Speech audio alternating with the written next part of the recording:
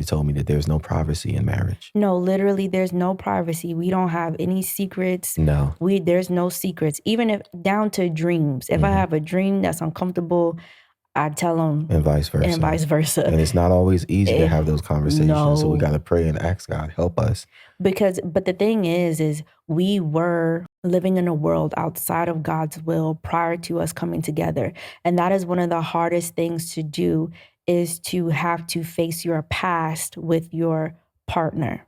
Decisions that you made without your partner, now your partner has to deal with the consequences of those decisions that you made. But God has given us grace to go through that because we were supposed to be together. Which is why we tell you all that don't get into a relationship without God, because you don't want to make decisions. I've made decisions. My wife made decisions, and we have to deal with those said decisions that we've made and ask God to give us grace to walk through those decisions together. Yeah. And so there are consequences to that's connected to that. But God has been good. And so this is all to say that a lot of things that you're taught in the world is not God. No. I'm sorry, because we have children. It's not God for you to be having these weird type of relationships with your exes.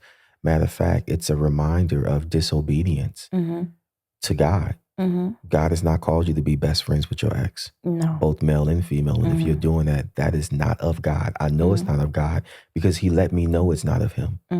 It is a distraction. It is something that the enemy can use to turn you away from. It's an open doorway. It's an open doorway. You have to close everything to your past in order that it does not negatively impact your future. Yeah. And let's just be honest, both men and women be out here having inappropriate relationships with your exes because you have a child with them and you try to get married and you try to get your wife or your husband to accept your inappropriate relationship.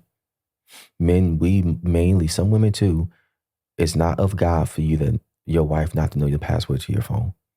She should have access to everything that is a part of you because you are now one.